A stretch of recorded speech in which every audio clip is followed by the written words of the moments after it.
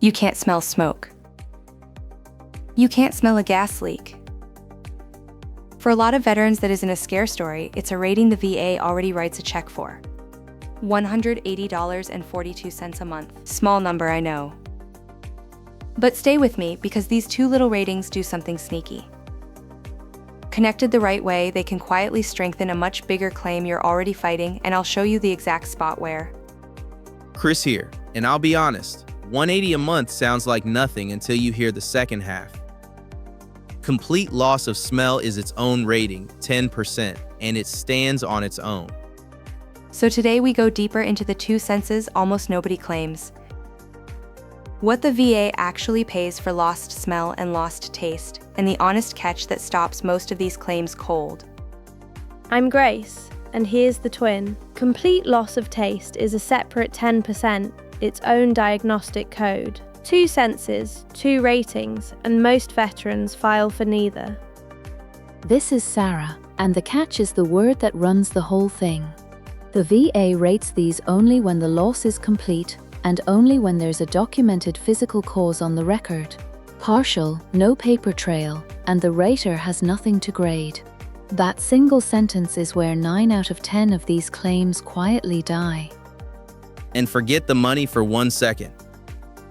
Picture the man who can't smell the stove he left on, or the natural gas filling a kitchen.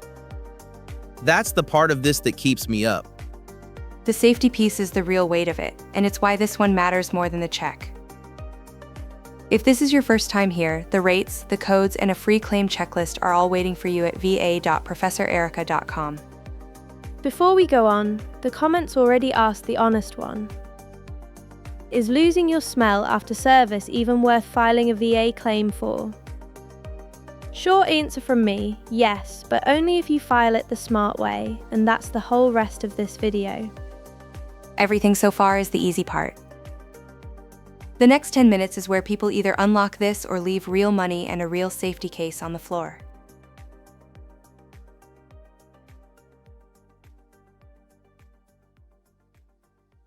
Okay, I have to say it, because everyone in my own family would have filed this wrong.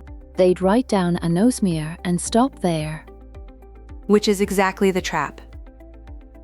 So let's read the actual regulation word for word instead of paraphrasing it, because the rule is short and it's brutal. Here's the exact page. 38 CFR, section 4.87a, 2 lines. Sense of smell, complete loss, 10%. Sense of taste, complete loss, 10%. And then the sentence that decides everything, the note underneath. The VA assigns these only if there's an anatomical or pathological basis for the loss. Translate the legal part for me. Anatomical or pathological basis in a sentence a normal human uses. A documented physical reason. Call it the cause rule. A head injury, scarred sinuses, nerve damage, a virus that wiped out the receptors. Something a doctor can point to. No cause on paper, no rating. The mistake is filing the symptom by itself. You write can't smell, the rater reads it, and there's nothing anatomical to hang the 10% on, so it's denied before lunch. The cause line beats the symptom line. Interrupt shape.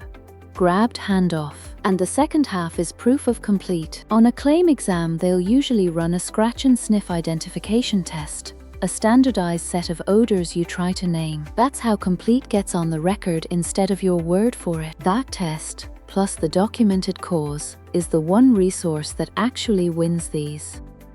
hang on, so is it worth the effort? 2 dinky 10%, an exam, a paper chase. Sure, but is it worth it standing alone, or only when you attach it to something bigger? Different answer.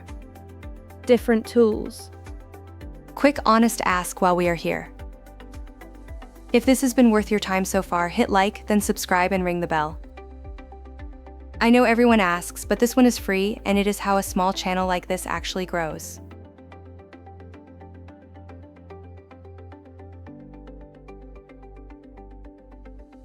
Different animal entirely, so let's settle it as a table.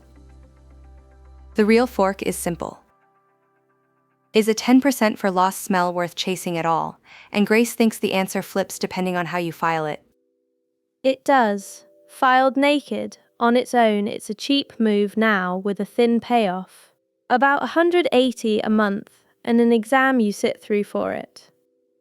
And I'd push on cheap. Cheap in dollars, sure. Not cheap in effort. You still owe the documented cause and the complete loss exam either way, so the paperwork's identical whether it pays $180 or props up a claim worth 10 times that. If you're doing the work, do it once and aim it at the bigger target. That's the whole case for attaching it. Land that for everyone because it's the takeaway. Same paperwork, so point it at the claim that pays. Grace, put a number on naked versus attached. Naked, it stops at 10. Attached to a sinus or head injury claim, the smell loss becomes evidence that condition is real and severe. It can lift the primary rating, not just add its own 10. So the naked number is $40 a month, right? no, $180.42 for a single 10% in 2026. 40's not a rating that exists. The point stands though, small on its own. Interrupt shape, wrong guess corrected. Here's the pin, and hold this number because we come back to it before this video ends. When exactly is naked worth it? Give me the one case. One case. You have no other pending claim, the loss is genuinely complete, and the safety piece alone matters to you. Then file it standalone and don't apologize for $180 a month. Otherwise you attach it, because the cause of your lost smell is almost always the same event that hurt something bigger. So where it lands is this. File it, but rarely file it alone. And that raises the question this whole thing turns on. What bigger claim does a lost sense of smell actually belong to?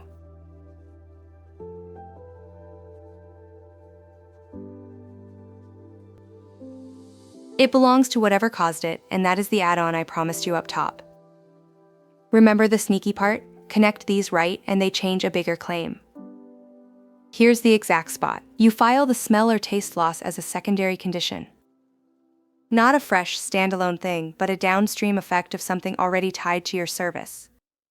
Secondary, that's the rep here. Your service-connected traumatic brain injury from a blast caused the smell loss. The sinusitis the VA already rates caused it. The tie is the whole game.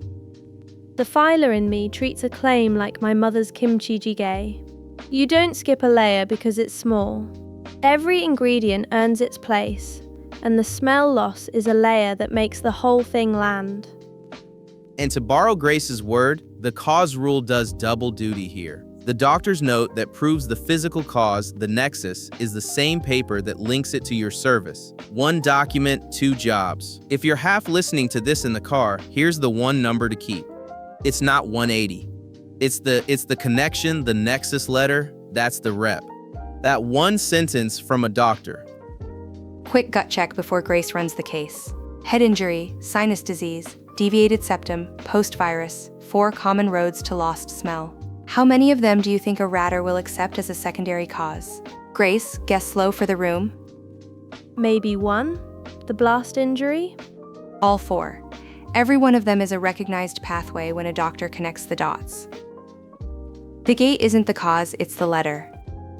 Take a case, and this shape comes up constantly. A veteran, blast exposure downrange, rated for TBI, files the anosmia years later. First pass, denied, because the file said smell loss, resolved, from a cold.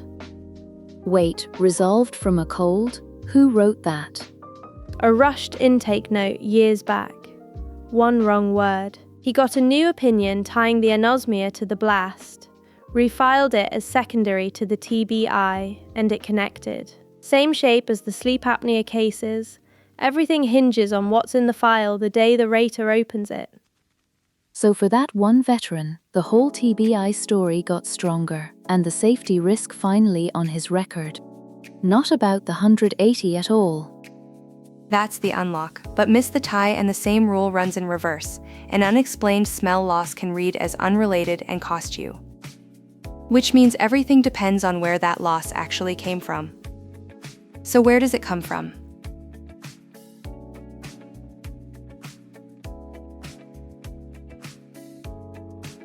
It comes from 4 places, mostly, and they all lead to the same door. Find yourself on one of these 4 roads. The primary condition sits on one side, the lost sense on the other, and the arrow between them is your nexus. Same picture, 4 different starts. Road 1. Blast or a head injury, the TBI. That's the cleanest tie there is. The trauma damages the olfactory nerve or the part of the brain that reads smell, and taste rides shotgun with it, because most of what we call taste is really smell. One injury, both senses, and the TBI is already service-connected. Road 2.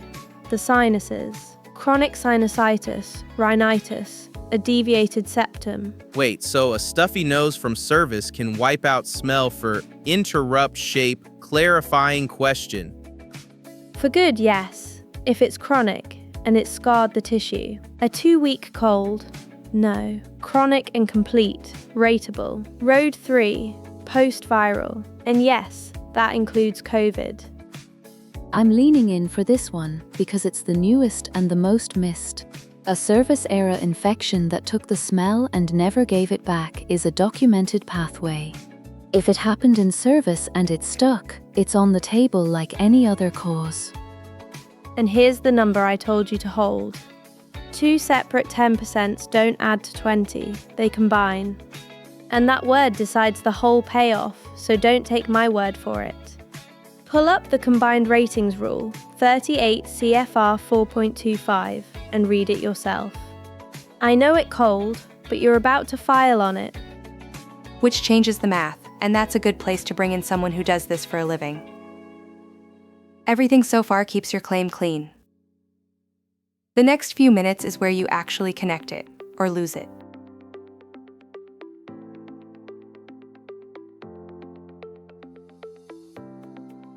She wrote combine, not add, and that one word is worth real money, so let's do it slowly.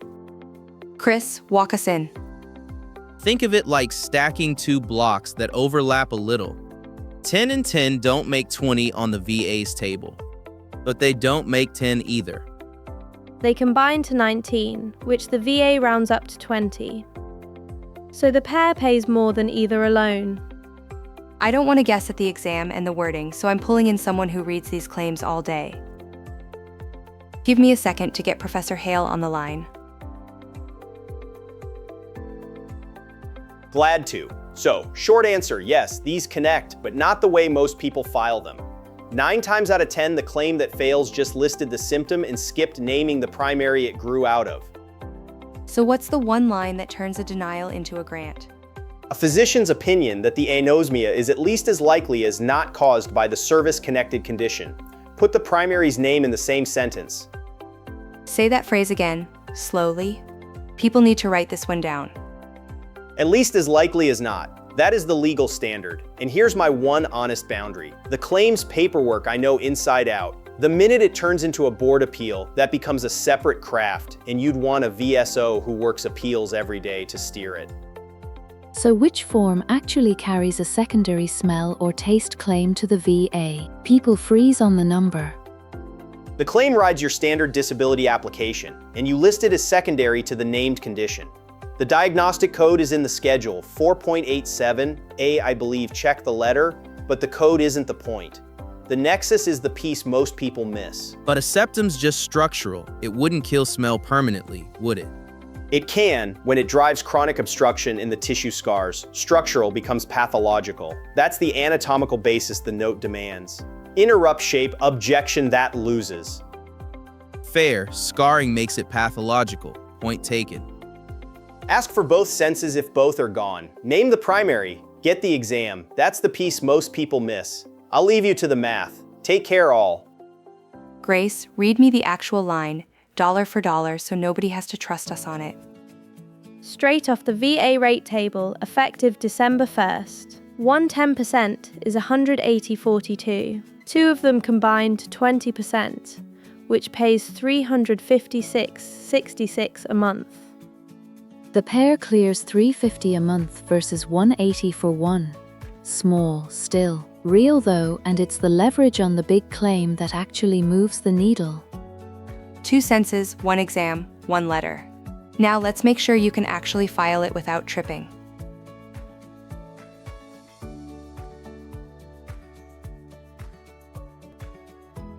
So here's what you can actually do this week, and it's short.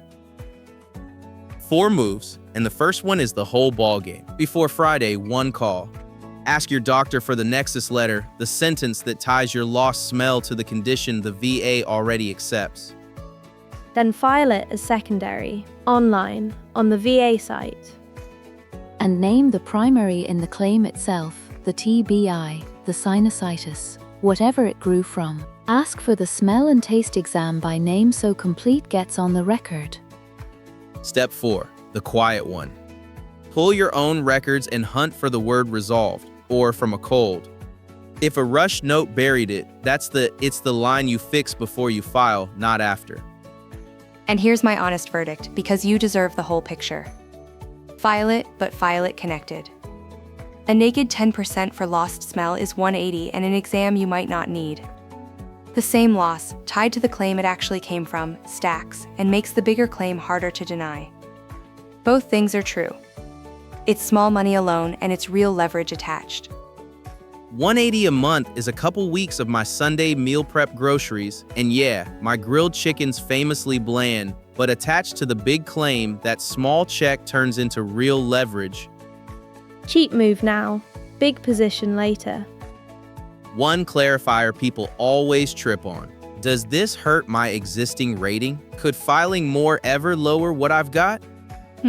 Okay, 2 ways to answer that. Adding a new secondary doesn't touch a stable existing rating on its own. What reopens a rating is a review, and a well-documented secondary is evidence for you, not against. So the honest answer, filing this connected helps. It doesn't threaten what you already earned. Honestly, that is the smoke alarm rating in one line. Small check, big safety, and it's a witness for your bigger claim. That settles it. 2 senses almost nobody claims, and now you know exactly how to.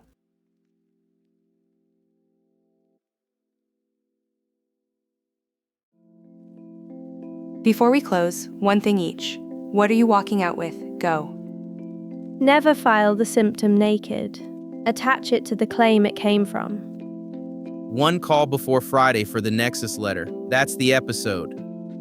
That's the episode, and next time, the deviated septum claim the VA keeps rating wrong. Go pull your own records tonight. If 1 wrong word is buried in there, you just found the exact thing standing between you and this claim. My favorite piece is still the note underneath the table, the anatomical basis line. That one sentence quietly runs the whole claim. I'm still not over Grace guessing $40 for a rating that doesn't exist. If a plain English VA breakdown a week is worth it to you, hit like and subscribe. It's how we keep building this out. And the 1 for the comments. If you lost your smell or taste in service, did any examiner ever actually test it, yes or no? Thanks for spending part of your day with us. Take care of that record and we'll see you in the next one. That is everything you need on this one. Thank you so much for watching. This is Professor Erica.